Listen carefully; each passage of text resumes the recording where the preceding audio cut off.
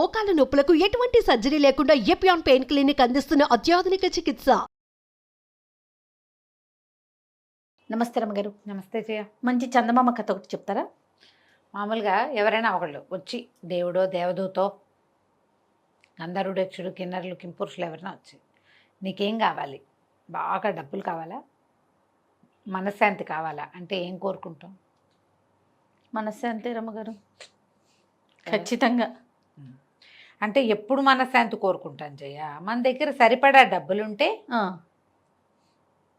మనశ్శాంతి కోరుకుంటాం. మనం డబ్బులు కటకట కటకట్లు ఆడిపోతాం. ఖచ్చితంగా డబ్బులేనండి, ఫస్ట్ ప్రయారిటీ దానికి కదా. మన దగ్గర డబ్బో దశకమో ఏదో మన లివింగ్ బాగున్నప్పుడు నెక్స్ట్ స్టెప్కి వెళ్తాం. మనశ్శాంతి కావాలనుకుంటాం. మనకి డబ్బులు లేకపోయినా పర్వాలేదు, మనశ్శాంతి కావాలని ఎప్పుడు అనిపిస్తుంది? డబ్బులు ఉన్నా కనిపించేది అది. అదే నెక్స్ట్ స్టెప్ అయితే మనశ్శాంతి. దీని మీద ఒక కథ చెప్తాం. ఓకే, ఇంకా నన్ను అడుగుతున్నారు అనుకున్నాను రమ్మగారు. మీరేం కోరుకుంటారు చెప్పండి? నేనైనా మనశ్శాంతి కోరుకుంటాను ఇప్పుడు. అంతే, రైట్. పూర్వం అంట ఒక పల్లెటూరులో ఇద్దరు అన్నదమ్ములు ఉండేవాళ్ళు. తల్లిదండ్రి ఉన్నప్పుడు ఏదో కొంచెం సంపాదించారు. వీళ్ళకి కూరలు పండించుకునేందుకు ఒక చిన్న జాగా, ఓ చిన్న గుడిసె, ఒక 30 ఎకరమో 15 ఎకరమో పొలం, కాస్త ధాన్యం పండేందుకు.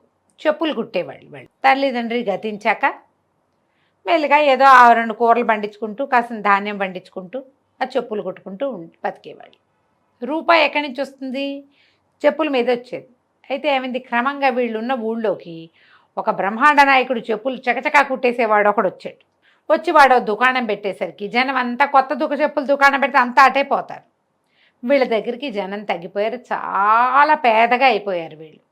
ఆ కాయా కసురు వాటితోటే బతకాలంటే చెయ్యి ఆడట్లేదు. ఎటగో నానా బాధ పడేవాళ్ళు. అట్ట గడిచి వీళ్ళకి శీతాకాలం వచ్చింది. ఊళ్ళో అందరూ మంటలు వేసుకునేవాళ్ళు. భోగి మంటలు లాంటివి మంటలు వేసుకుని కూర్చుంటారుగా. వీళ్ళకి మంటలకు కూడా చెట్లు లేవు. ఏదైనా ఉండాలిగా 2 ఇవేమైనా పుల్లలో ఏవో. అయితే తమ్ముడు అన్నాడు, అన్నయ్య ఇటు మన ఇంటిపై ఉన్న మైదానంలో చెట్లన్నీ కొట్టేశారు. కాకపోతే చెట్లు కొట్టేస్తే చెట్టు కింద పెద్ద వేరు ఉంటుంది కదా, ఆ వేరు భాగం ఉండిపోయింది, అది ఎండిపోయింది. ఆ వేరు పీక్కొచ్చి అది అంటించుకుందాము, చలికండా ఉంటుంది ఆ మొద్దు అన్నాడు. పెద్ద చెట్లకి వేళ్ల భాగాలు కూడా ఇంతలా ఉంటాయి కదా.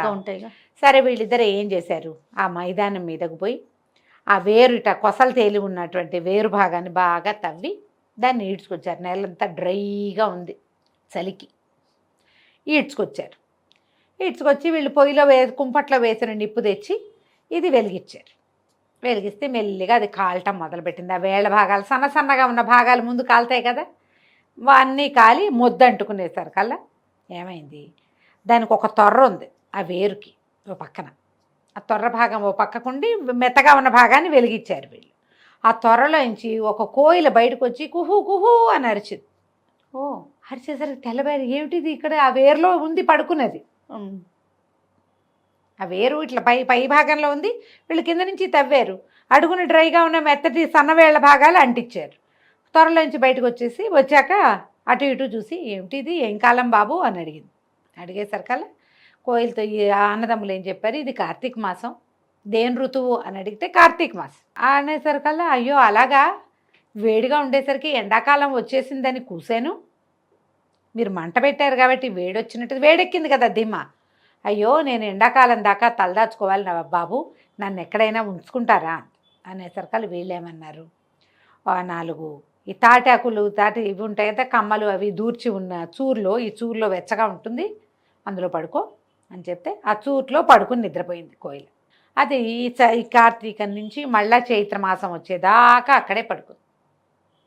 చైత్రమాసం వచ్చాక లేచి బాబు నేను దేశాటనకి వెళ్ళిపోతాను, మళ్ళీ కలుస్తాను, మీకు ఏమన్నా తెచ్చిపెట్టమన్నారా, ఏమైనా సహాయం చేయనా, మీ వల్ల ఆ త్వరలోంచి బయటకు వచ్చి నేను ఇంట్లో దాక్కున్నాను అన్నది. అనేసరికల్లా వాళ్ళ అన్నయ్య అన్నాడు, అమ్మ ఏం తెస్తావు మాకు, నువ్వు దేశం అంతా తిరుగుతావు కదా ఈ కూసుకుంటూ, ఎక్కడైనా ముత్యాలు కానీ రత్నాలు కానీ వజ్రాలు కానీ కనపడితే చెరుకోటి తెచ్చిపెట్టు, వాటితో అయినా మా బతుకు బాగుపడుతుందేమో అన్నాడు. అనేసరికల్లా ఈ కోయిలంది, దాందే ఉంది, నేను దేశం అంతా తిరుగుతాను, కానీ ఈ వజ్రాలు ముత్యాలు ఎక్కడుంటాయి అక్కడికి వెళ్ళను, నేను చెట్ల మీదకే వెళ్తా.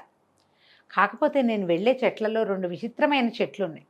ఒక చెట్టు ఎప్పుడు పచ్చగానే ఉంటుంది, అది ఆకులు ఎండాక దాని ఆకులు మొదట బాగా పచ్చబడి ఆకులు ఎండాక పూర్తి బంగారంగా మారిపోతుంది ఆకు. ఓ ప్యూర్ గోల్డ్. పండి ఎండాలి, చెట్టు మీదే పండి చెట్టు మీదే ఎండి కింద రాలిన ఆకు బంగారపు ఆకుగా మారుతుంది. అది ఇంకో చెట్టు ఉంది, అది సంవత్సరం అంతా పచ్చగానే ఉంటుంది దాని ఆకు. ఆ చెట్టు ఎవరి దగ్గర ఉంటుందో ఆ ఆకు వాళ్ళకి చీకు చింత ఉండదు అనేసరికల్లా ఈ పెద్దన్న అయినాడు, ఆ ఎండిపోయి రాలిపోయిన బంగారపు ఆకు ఒకటి తెచ్చిపెట్టమ్మా కోయిలమ్మ, నా బతుకు బాగుపడుతుంది అంటే తమ్ముడు అన్నాడు, ఆ పచ్చగా ఉండే ఆకు ఒకటి తేవా, చీకు చింత ఉండనన్నావు కదా, ఆ ఆకు పట్టుకురా అన్నాడు. కోయిలు వెళ్ళిపోయింది. ఎండాకాలం అంతా తిరిగి వానకారు వచ్చేసరికల్లా కోయిల తిరిగి వచ్చేసి వీళ్ళ సూట్లో దూరుతూ 2 ఆకులు పట్టుకొచ్చింది. ఒకటి బంగారపు ఆకు, రెండోది ఆకుపచ్చటి ఆకు. అది ఎన్ని తేగలదు, కోయిల ఎంత ఉంటుంది, అదో ఆకు ఇదో ఆకు ముక్కును కరుచుకుని తెచ్చింది. ఆ బంగారపు ఆకు పెద్దవాడికి ఇచ్చి పచ్చటాకు తమ్ముడికి ఇచ్చింది. ఎంత సంతోషించారో ఇద్దరు. అన్నయ్య అనుకున్నాడు, ఆకును చూసుకుని, ఈ పిచ్చి వెధవా, ఇన్నాళ్ళు నాకు పట్టిన శని వదిలింది, అసలు నాకు పట్టిన శని వీడే.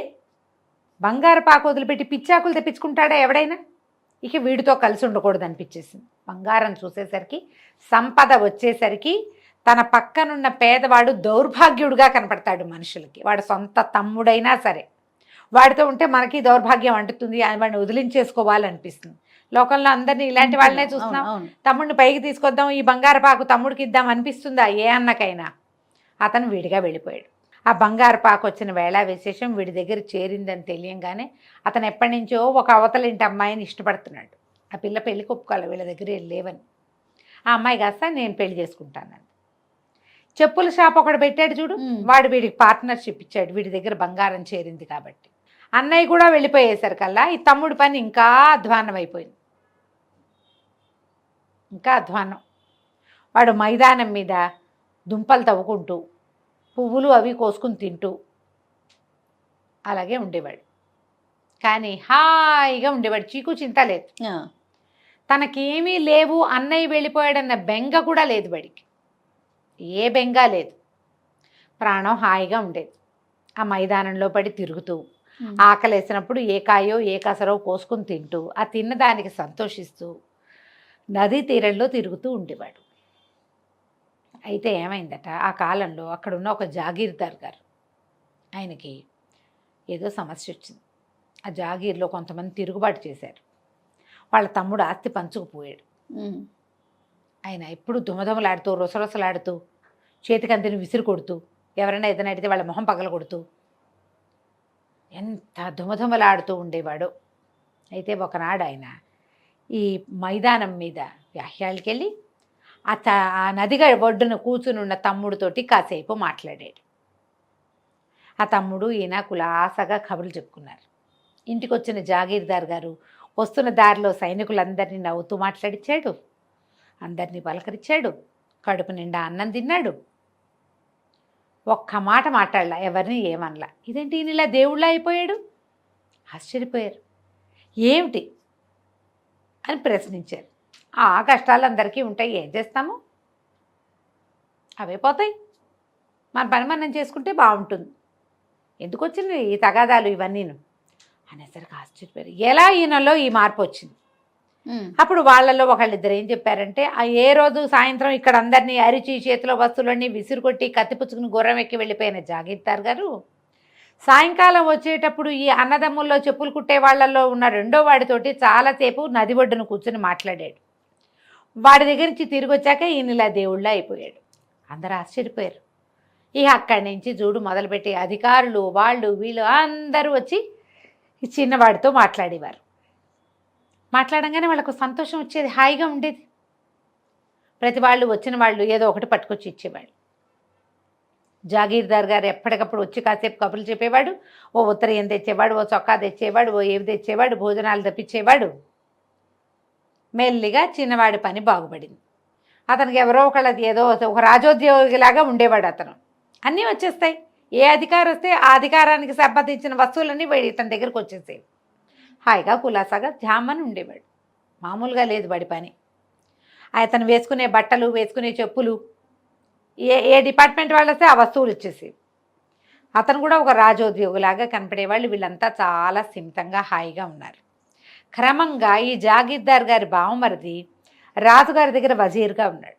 ఆయనకి తెలిసింది ఓ వజీర్ రాజుగారికి సుల్తాన్ గారు చాలా పెద్ద సమస్యలో ఉన్నాడు. పెద్ద రాజుగారు అసలు మామూలుగా లేదు, తిరుగుబాటు జరుగుతోంది వాళ్ళ దగ్గర. ఎప్పుడు కొట్టుకు చచ్చిపోతున్నారు, నిరంతరము కొట్లాటలే. సభ తీర్చారంటే సగం మంది కత్తులు కటార్లు పుచ్చుకునేవాళ్ళు. ఏం చేయాలో తెలియదు. సరే ఆయన ఏమనుకున్నాడు, ఈ చెప్పులు కుట్టే అతన్ని పిలవాలనుకున్నాడు.